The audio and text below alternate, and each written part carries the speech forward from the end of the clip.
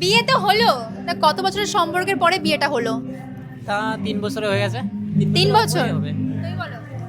1 বছরও না, 2 বছরও না, 3 বছর না, ভগবান আগে থেকেই ঠিক করে রেখেছিল। সেটা এবার কত বছর হবে আমরা জানি না, ভগবানই জানে। ও মাই গড, এটা ভগবান পাঠিয়েছিল সৃষ্টি করে যে ওর সাথেই ওর বিয়ে হবে ফাইনালি। কত স্ট্রাগল করতে হয়েছে বিয়েটা করার জন্য? স্ট্রাগল বলতে শুধু রাগারাগি আর ঝগড়াই হয়েছে। যাই হোক, ফাইনালি এখন তো একে অপরকে পেয়ে গেলে সারা জীবনের জন্য, কেমন লাগছে তুমি বলো? ও ইমোশনাল হয়ে গেছে আমাদের কোণে।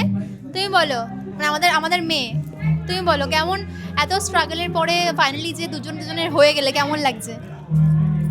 এটা বলে বোঝানো যায়? ওটাই বলে বোঝানোর মতো না ফিলিংসটা। ওদের চোখ মুখ দেখে বোঝা যাচ্ছে যে কতটা খুশি। আমিও চাই যে ওরা যেন সারা জীবন এরকম হাসি খুশি থাকুক, খুব ভালো থাকো, হ্যাপি ম্যারিড লাইফ গাইস।